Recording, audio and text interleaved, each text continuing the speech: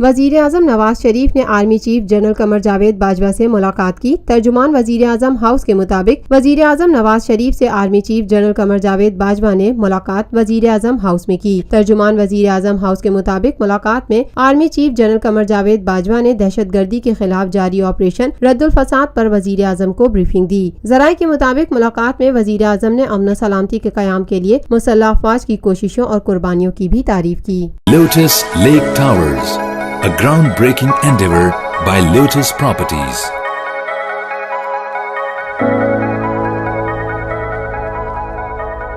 ملکی، بین الاقوامی، سماجی، سیاسی، تجارتی، ثقافتی، تفریحی، معلوماتی اور کھیلوں سے جڑی ہر چھوٹی بڑی خبر کا مرکز TNN TV